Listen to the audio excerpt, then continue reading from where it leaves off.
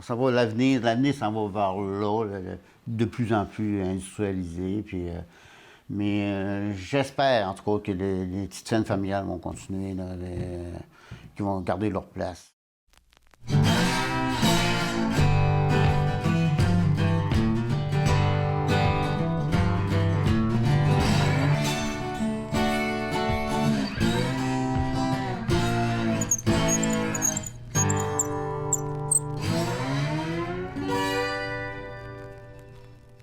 Aujourd'hui, à l'émission, nous parlons de l'avenir des fermes familiales traditionnelles.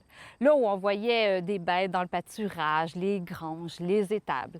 Donc, on se penche sur la question, est-ce que les fermes familiales traditionnelles ont un avenir, Roméo? Il suffit de se promener en campagne pour se rendre compte du nombre absolument effarant de granges abandonnées, d'étables en arrière duquel il n'y a pas de tas de fumier, donc ça veut dire qu'il n'y a plus d'animaux. C'est visiblement un mode de ferme qui s'en va rapidement et c'est un métier qui est devenu trop exigeant, pas assez rentable pour vraiment intéresser la jeune relève.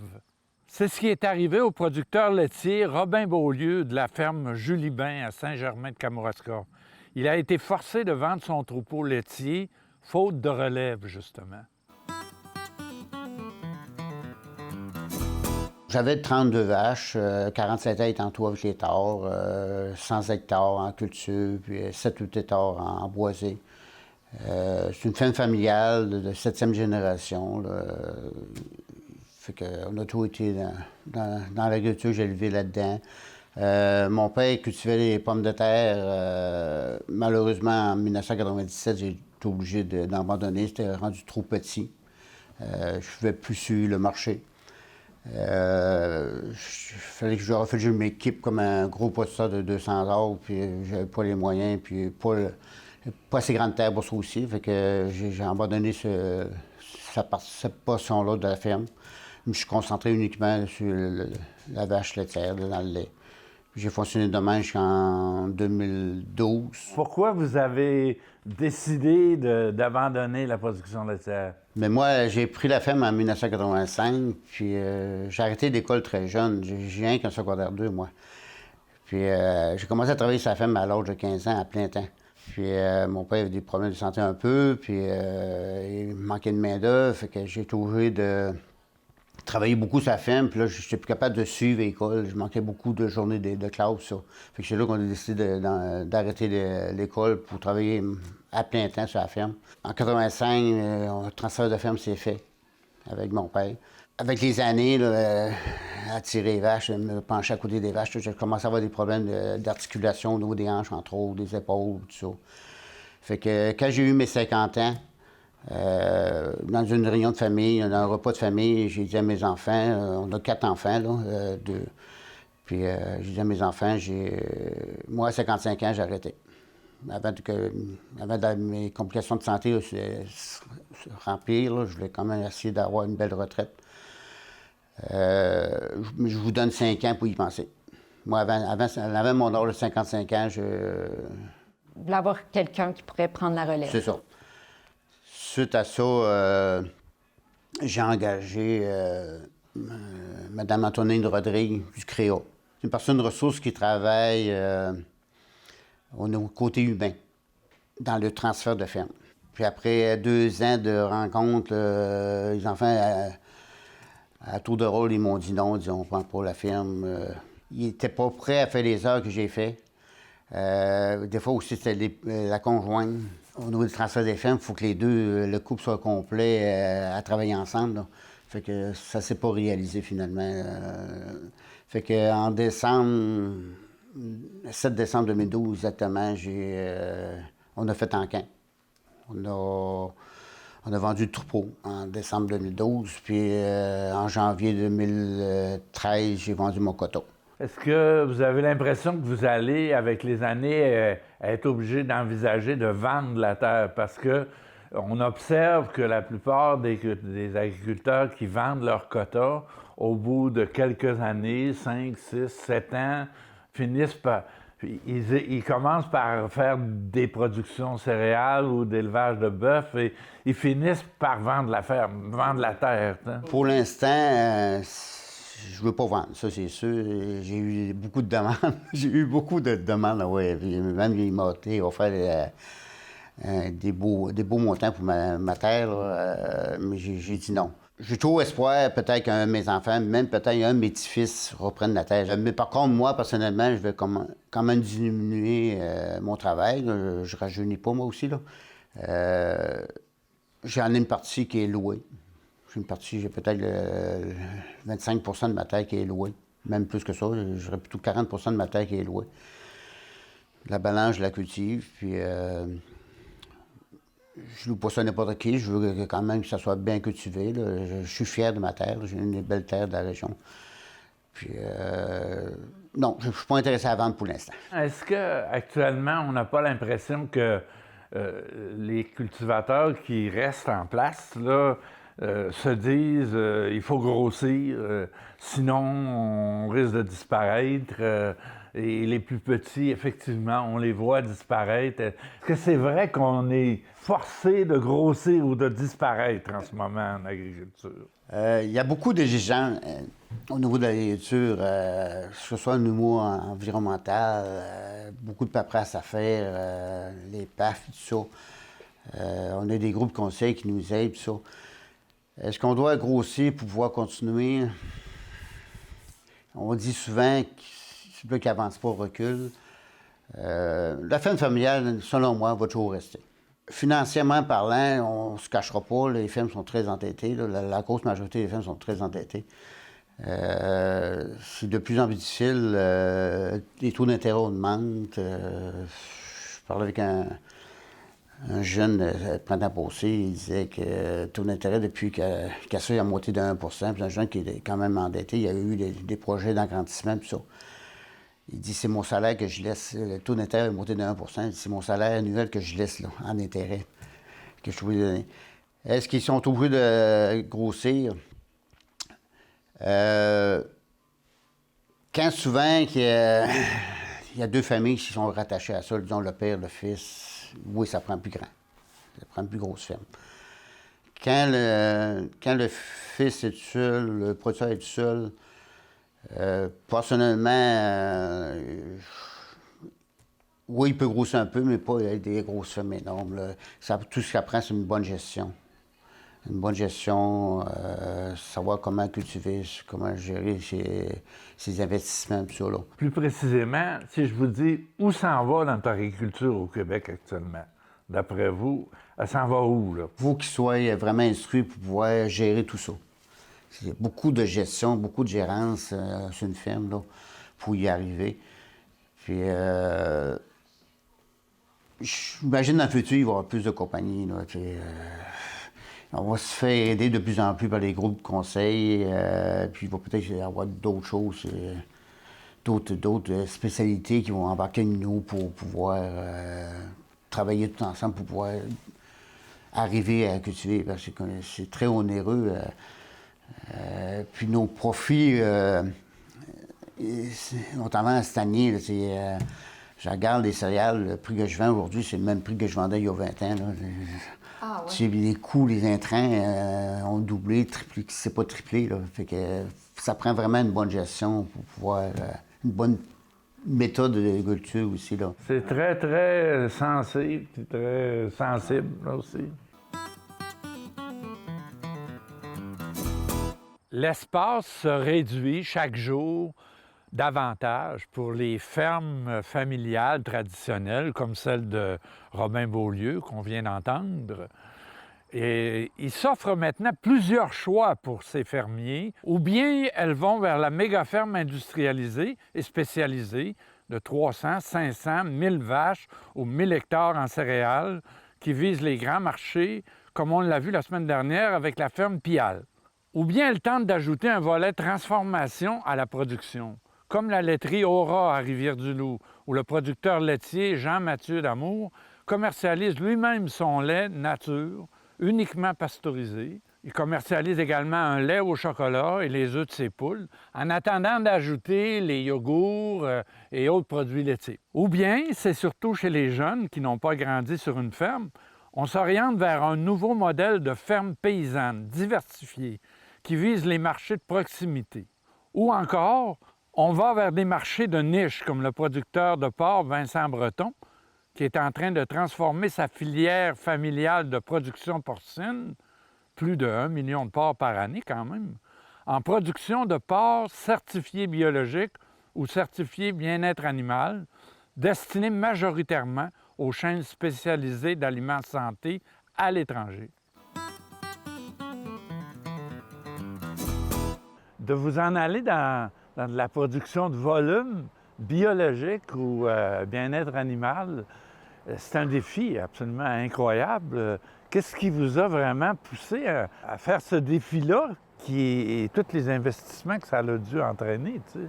Bien, quand on a fait le constat, nous, ici, l'hiver, il fait froid, puis les conditions ne sont pas faciles, puis on est dans un environnement où l'agriculture va être plus, par exemple, va coûter plus cher que, par exemple, dans l'Ouest canadien, dans les Grandes Plaines ou dans l'Ouest américain. Fait que nous, ce qu'on s'est dit, bon, est-ce qu'à long terme, des fermes dans des produits réguliers, sans particularité, peuvent survivre à long terme? Nous, on pense que non. Fait qu'à partir de ce moment-là, on a dit, si on veut sauver les emplois, si on veut sauver nos éleveurs qui travaillent avec nous depuis de nombreuses années, qu'est-ce qu'on fait? Fait que c'est comme ça qu'on a fait cette transition-là. C'est sûr que dans l'élevage bio ou dans l'élevage de niche, souvent, on est habitué à ce que, disons que la perception est que la ferme est plus petite, que les gens vont vendre leurs produits uniquement localement. Il existe des comparables dans d'autres pays du monde, que ce soit en Europe ou même aux États-Unis, où ils développent une agriculture qui est différente à plus grande échelle. Et je vous dirais que nous, les clients avec qui on travaille avec les grandes chaînes comme Whole Foods aux États-Unis, qui n'offrent que des produits naturels et biologiques, vraiment d'agriculture responsable. Puis en étant en contact avec ces gens-là, ils nous ont, dans le fond, inspirés, si on veut, comme ça. C'est à travailler avec les meilleurs dans ce domaine-là, dans le monde, puis surtout en Amérique du Nord pour débuter. Puis eux, ils nous ont inspirés, puis ils nous ont, dans le fond, permis de voir que c'était possible à réaliser à une échelle autre que seulement localement, là. Quels seraient, selon vous, les concepts clés de ce type d'élevage-là là, pour tous vos employés, tous ceux qui s'occupent des animaux? C'est quoi les 2-3 principes de base qui doivent être respectés dans ces établissements-là? On souhaitait que ça arrive, puis c'est arrivé. À mesure qu'on faisait le transfert vers la régie biologique, là, on s'est aperçu que nos employés se sont mis à aimer ça. Ils s'est mis à vouloir aller dans ces fermes-là dans lesquelles il y avait une transition. Là, il y avait de la communication entre les gens qui se disaient hey, quand il y a un nouveau poste qui s'ouvre dans une ferme sur régie biologique, là, on avait de plus en plus d'applications. On a commencé à réintéresser des jeunes à l'agriculture, ce qui n'existait pas sur régie commodité. Donc, je dirais que les gens, c'est la première chose. On a dû apprendre. Nous aussi, que bon, dans votre précédente question, vous disiez qu'est-ce qui est arrivé? Bien, beaucoup d'essais-erreurs, donc les gens qui aiment expérimenter. Mais l'amour des animaux, je dirais, puis les gens, c'était le premier élément. Le deuxième élément, c'est beaucoup de travail et de passion parce que mettre en marché ces animaux-là, puis un volume plus important à travers toute notre clientèle, ça, c'est un effort qui est constant. Puis dans le fond, c'est la demande des consommateurs. Hein? C'est de faire connaître le produit, puis c'est ça qui nous amène C'est ça qui nous amène à faire les transformations puis à augmenter tranquillement les volumes puis changer cette agriculture-là. Puis dans les fermes, je vous dirais ce qui est super important, là, c'est d'observer l'animal. Le comportement de l'animal, quand il y a plus d'espace, c'est différent. Notre façon de gérer les animaux, de les alimenter. Quand ils, par exemple, ils jouent dans la paille puis ils mangent de la paille, bien, il faut changer les rations, il faut s'adapter. Fait que je vous dirais que c'est pas mal les éléments importants là, sur lesquels nos gens ont dû tabler ou ont dû, s'informer puis s'instruire pour faire évoluer là, chacune des fermes. Vous avez mentionné tout à l'heure que particulièrement dans la production porcine, vous pensez depuis longtemps que la production de niche est la meilleure alternative pour l'avenir de cette production-là. Pouvez-vous expliquer un peu? Bon, bien, c'est sûr que la production de commodités, à un moment donné, oui, il y a du marché mondial, puis oui, mais on est juste au nord d'un pays qui est les États-Unis, qui produit à beaucoup, de manière très efficace, avec des règles beaucoup plus souples au niveau des affaires que ce qu'on vit ici au Québec ou au Canada, et principalement au Québec, c'est sûr que c'est difficile de les compétitionner. C'est sûr que c'est une tâche très ardue. Donc, nous, ce qu'on voyait, on a dit qu'il faut trouver nos forces ailleurs. Puis, je vous dirais que le changement culturel de dire, OK, on va écouter peut-être les consommateurs qui n'ont pas ce qu'ils veulent, qui n'ont pas ce qu'ils retrouvent. Tu sais, nous, on vient de la campagne, puis on vient en étant en contact avec notre clientèle. On a dit, regarde, il y a des clients qui cherchent ça. C'est peut-être pas une grande base, mais dans le fond, quand on écoute la clientèle, ce qu'ils veulent, bien, ils veulent que les animaux soient bien traités. Ils ont leur conception de la ferme de leurs grands-parents où les animaux avaient accès à l'extérieur, où jouissaient d'une qualité de vie qu'on voit plus qu'on voit pas dans les très, très, très, très grandes fermes où les animaux sont entassés. Ils veulent s'assurer que leurs enfants ne sont pas malades, puis sont conscients de la résistance, par exemple, du développement de des bactéries résistantes aux antibiotiques, qui est amené par la surutilisation des antibiotiques, entre autres, et de tous ces produits chimiques-là disons, qui servent à régler des problèmes qu'on peut régler à la base si on donne plus d'espace, si on gère les fermes autrement. Mais c'est un changement complet de mentalité au niveau agricole, au niveau de ce qui a été développé des 30 dernières années. Et c'est ce virage-là qu'on a fait et qu'on a dû faire. Quelle est la difficulté de négocier une place pour la production de niche? C'est vrai que comme éleveur bio, on a une plus grande tare que des plus petits éleveurs qui vont mettre leurs produits en marché localement. Mais je vous dirais que quand on se compare aux multinationales, aux grandes multinationales, qu'elles soient canadiennes ou américaines, bien, c'est l'inverse. On est les plus petits joueurs. C'est sûr qu'on n'a pas beaucoup de place dans le système, on ne nous fait pas beaucoup de place. Je vous dirais, avant 2009, ici au Québec, on ne pouvait pas avoir d'entente spéciale ou de contrat de production avec des éleveurs. Ce n'était pas permis. La mise en marché collective ne le permettait pas. La convention suivante l'a permis, donc on a pu commencer à avoir des ententes. C'est pour ça qu'on a fait, entre autres, la transition qu'on a faite, on l'a fait dans nos fermes en premier pour cette raison-là, parce qu'on n'était pas capable d'avoir des ententes. La loi de la mise en marché collective ne le permettait pas. Les conventions suivantes l'ont permis. Et là, il y a eu dernièrement une décision de la Régie là, qui fait que la mise en marché collective et le contrat qu'ont le syndicat des éleveurs du Québec avec les transformateurs fait que c'est toujours la convention qui a préséance. Donc, nos ententes particulières, par exemple, si on veut avoir un contrat avec un éleveur biologique, lui, s'il a besoin de faire des modifications à sa ferme, de financer ces modifications-là, on n'est pas en mesure en ce moment, avec la nouvelle décision qui vient d'être rendue, de lui donner un contrat à long terme de 10-15 ans qui lui permet de financer ses bâtiments, des amortures, d'aller chercher un prêt, puis disons, d'en vivre. Fait qu'on n'est pas en mesure, on sera plus en mesure de le faire. C'est sûr qu'on va contester ça, on va combattre ça parce que ça n'a pas de sens. On ne peut pas, au Québec, seulement produire un type de porc. Je le disais tout à l'heure, avec la dureté de nos hivers, puis les normes qu'on a ici au Québec en termes d'agriculture, on ne peut pas, au niveau mondial, être compétitif et avoir les plus bas coûts de production.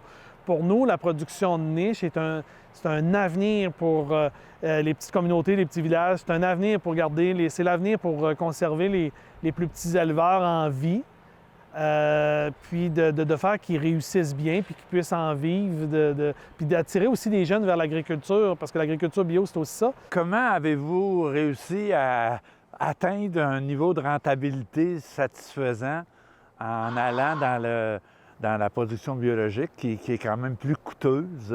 Si je veux l'expliquer, un peu le vulgariser, c'est que quand on produit une ferme biologique, qu'elle produit des animaux, c'est pas parce que les animaux sont prêts que nos clients sont tous prêts en même temps quand les animaux arrivent.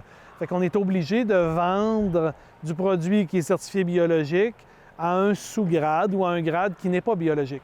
C'est cette partie-là qui est vraiment coûteuse puis qui est difficile. Je vous dirais que le premier cycle nous a pris à peu près 7 ans à rentabiliser d'animaux. Là, quand on a recommencé à faire de la croissance au niveau des élevages, bien là, on est retombé débalancé. Et là, c'est un autre cycle qui débute. C'est sûr qu'on a pris de l'expérience. Puis c'est pour ça que quand vous me posiez la question tout à l'heure, c'est quoi qui était vraiment important dans la régie de ces fermes-là, j'ai pas pu m'empêcher de parler de la vente et de la mise en marché parce que sans ça, il n'y a rien de possible. Là. Fait qu'il faut que la clientèle nous suive, il faut que nos clients nous suivent. Et c'est toujours que au moment où on veut augmenter la production, d'être capable de la mettre en marché, bien, c'est un bon défi. Puis on ne peut pas la mettre en marché avec les volumes qu'on produit, on ne peut pas toute la mettre en marché localement. Hein. Avec notre culture, nous les Québécois, on n'est pas friands nécessairement de tête de porc, de pieds. et de différents produits qui sont bons quand même. Donc, les autres cultures, les pays, les autres endroits dans le monde nous aident, ou les consommateurs qui sont friands de ces produits-là nous aident à propulser cette mise en marché-là, ou disons, nous aident à bâtir un mix qui amène ou qui nous aide dans la rentabilité de ces programmes-là. Pour ce qui est des produits certifiés biologiques, là, aujourd'hui, notre clientèle, elle est locale, elle est canadienne et principalement américaine. Je vous dis, on travaille avec certains leaders dans l'industrie, là, que ce soit à Whole Foods, là, si vous allez aux États-Unis puis vous pouvez passer dans un Whole Foods, là, ça vaut la visite, là. Donc, c'est davantage ces clients-là là, qui nous aident à mettre la mise en marché de ces produits niches-là, si on veut. C'est quand même la majorité, je pense, de votre production qui va à l'extérieur actuellement, à la production bio. La production bio, je vous dirais que c'est probablement... c'est sûr qu'on commence à avoir du succès avec les jambons là, du Breton, le bacon du Breton sur les tablettes, les coupes de porc frais, mais je vous dirais que c'est probablement potentiellement à peu près, je vous dirais, 80 % qui est exporté principalement vers les États-Unis. La prime au bio, au niveau du prix, là, au niveau du coût, elle serait de quel ordre à peu près ce que vous arrivez à obtenir là, sans entrer dans des secrets professionnels? Je vous dirais qu'un porc de commodité, peu importe les prix de marché, là, on peut dire qu'il coûte environ 200 $ à produire. Un porc bio coûte 500 $ à produire. Okay? Nous, les éleveurs qui travaillent avec nous ne sont pas soumis aux conditions et aux aléas du marché mondial. On les rémunère en fonction du coût de production. Les gens qui travaillent avec nous sont rémunérés en fonction du coût de production. Mais si on fait la différence entre le 200 et 500 $, donc c'est à peu près, c'est plus que le double, hein, c'est le double et demi là, du coût de production ou du revenu supplémentaire qu'on doit obtenir dans le bio. Donc, je vous dirais que globalement, dans notre transition de notre réseau complet, on est à 40 à 50 %. Dans notre réseau de fermes à nous, on est à 100 %. Et là, on invite d'ailleurs des éleveurs à venir travailler avec nous, là, pour faire la transition. Parce que notre objectif, c'est dans le fond de permettre à l'agriculture indépendante de continuer de survivre là, dans la mondialisation qu'on vit en ce moment-là. Bien, on ne saurait terminer cette émission sur l'évolution de la ferme traditionnelle sans parler un peu de relève agricole. Et justement, M. Jean Pronovo a aussi produit un rapport spécial sur la relève agricole pour le ministère de l'Agriculture, et ses conclusions sont beaucoup plus positives que ce qu'on entend d'habitude. La première chose qu'il faut affirmer, puis de le faire avec beaucoup, mais vraiment beaucoup de force, la relève, elle est là. Elle est enthousiaste. Et c'est plein de personnes intéressantes. J'ai rencontré, en faisant ce rapport-là, j'ai rencontré des informaticiens convertis à l'agriculture parce qu'ils y croyaient. J'ai rencontré des gens qui travaillaient pour les banques parce qu'ils y croyaient. J'ai même rencontré une personne qui est un docteur d'université qui y croyait. Et ces gens-là sont des passionnés. Ces passionnés-là, ce qui les décourage, c'est des choses très, très simples, mais complexes à régler. Première chose, beaucoup d'entre eux sont des gens qui pratiquent des productions sous gestion de l'offre. Donc, c'est toute la question des quotas